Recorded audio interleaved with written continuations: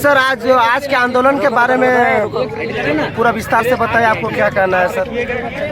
Seat में जो भारत के नागरिकों वाला जो आमंत्रण सरकार ने दे दिया है, तो ये चारागाह बनने हम लोग झारखंड को बिल्कुल नहीं देंगे। सरकार को ये नीति वापस लेना पड़ेगा, मतलब लेना पड़ेगा। अगर सरकार इसको वापस नहीं लेती है तो फिर राज्यव्यापी आंदोलन होगा। 2400 जिलों में छात्र फिर अपनी अगुवाई करते हुए आंदोलन को खड़ा करेंगे और कल से न सिर्फ छात्र उतरेंगे सड़क पे मसाल जुलूस करते हुए, बल्कि उनके अभिभावक, उनके पड़ोसी, उनके मौसा, जेठा, जेठी, काका, खोड़ी सब मसाल जुलूस के साथ अपना विरोध प्रदर्शन और आक्रोश विरोध जो है करेंगे।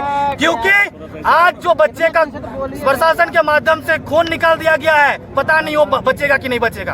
उसको हो सकता है रिम से भर्ती किया गया कि नहीं किया गया, ये भी नहीं पता हम लोगों को।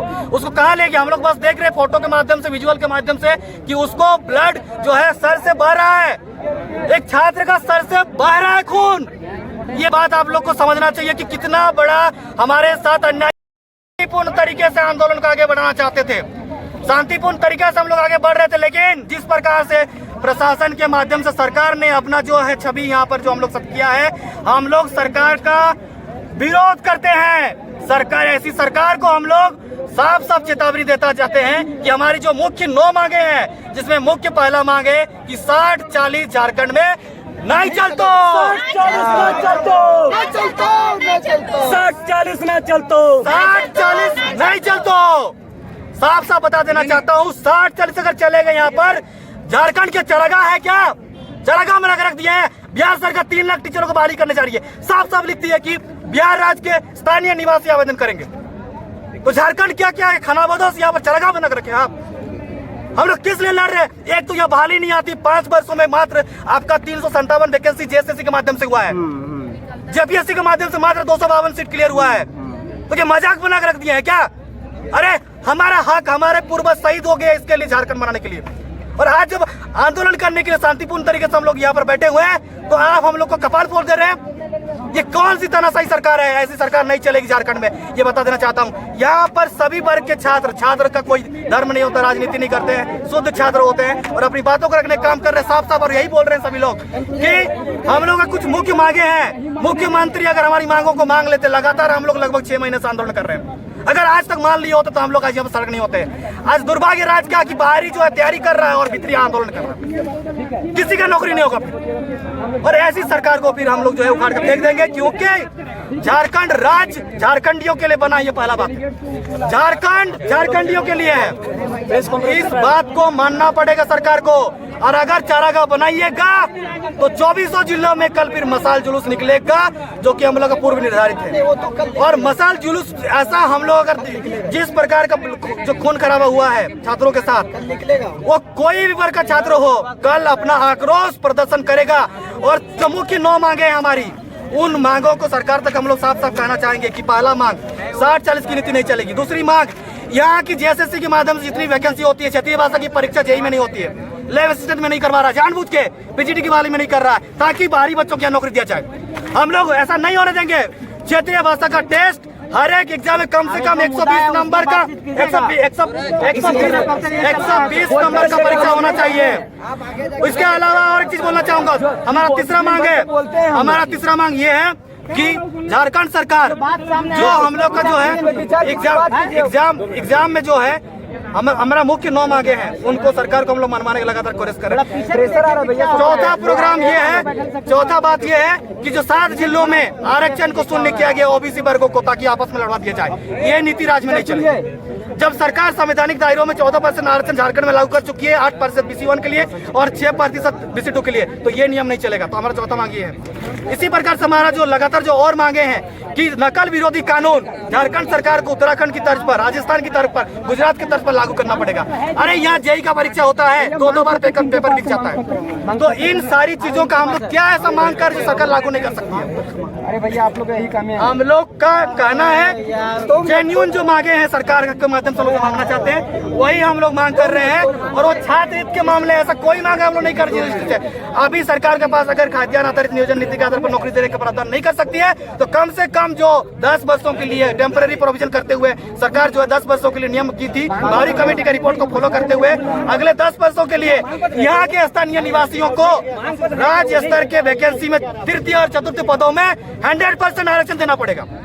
100% बिहार दे रहा है, छत्तीसगढ़ दे रहा है। छत्तीसगढ़ में हम लोग दारों का बहाली में भर नहीं सकते, बिहार में हम लोग जो है भर नहीं सकते। तो क्या झारखंड क्या खानाबदोश बन के यहाँ पर चारागाह बना दिए हैं? और यहाँ के सरकारी तंत्र जो बैठे हुए हैं, यहाँ के जो बोलते हैं कि मूलवासी सरकार है, आदिवासी सरकार, आलू छिल रहे हैं वहाँ पर।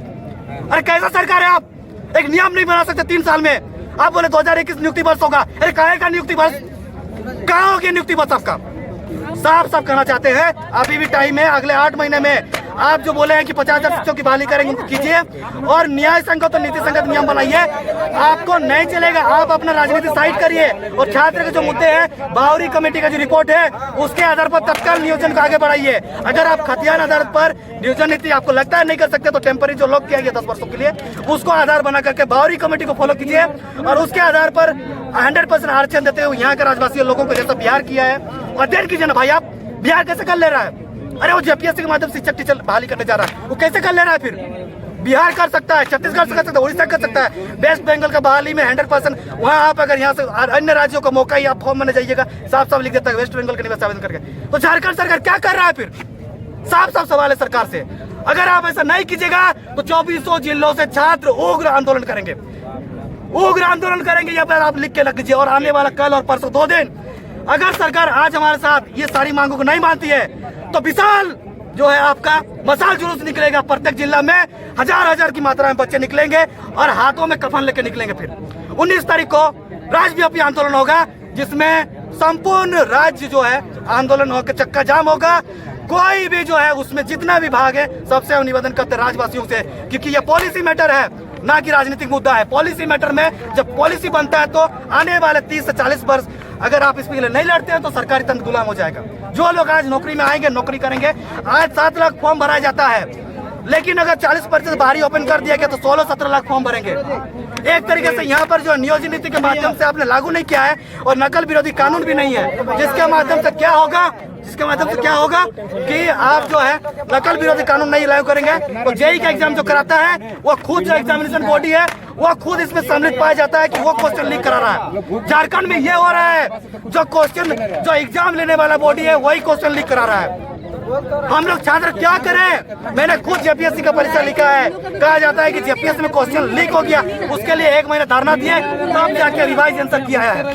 जेएसएससी में 357 वैकेंसी में भी दाग लगा हुआ है। झारखंड का कोई भी नियुक्ति में बेदाग परीक्षा नहीं होता है। नकल विरोधी कानून, जो पेपर खरीदेगा और जो पेपर बेचेगा उसको फांसी या आजीवन कारावास होना चाहिए। सूरज जी, नियमों का उल्लंघन करते हुए 144 को आपने लांघा, उसके बाद फिर आप लोगों पर कुछ लोगों पर केस भी दर्ज हुआ। दूसरी चीज कि आपने नियमों का उल्लंघन किया। दूसरा ये कि कौन सा नियम उल्लंघन किए हैं? जिस तरह सवाल किया आपने, धारा 144 200 मीटर दायरे में मुख्यमंत्री आवास का लगा हुआ है।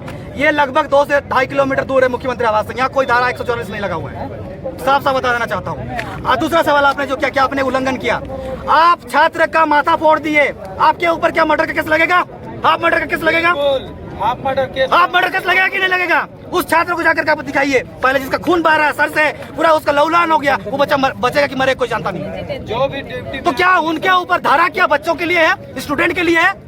अरे तो हम लोग तो झंडा, तिरंगा झंडा लेके चलने वाले छात्र हैं, संविधान हाथ में लेके चलने वाले हैं, संविधान पढ़ने वाले हैं। हम लोग धारा 104, हम लोग कितने सारे मांग लगातार मुख्यमंत्री सर से मिल करके या फिर वार्ता करने के लिए बोल रहे हैं कि आप बुला लीजिए छात्रों को और आप बात को वहाँ पर कन्वे करा दीजिए। हम लोग शुद्ध छात्र अपना आंदोलन वापस ले लेंगे। काफी भी बोल रहा हूँ मीडिया के माध्यम से, हमारी मांगे अगर पूरी हो जाएंगी हमारा आंदोलन उसी दिन से खत्म हो जाएगा। लेकिन अगर मांगे नहीं मानी जाएगी तो साफ साफ चेतावनी देता चाहता हूँ, 2400 जिलों में आंदोलन को जबरदस्त तरीके से आक्रोश रैली निकालते खड़ा करेंगे और पूरा राज्यव्यापी फिर आंदोलन होगा। ये सरकार उखड़ के चले जाएगी।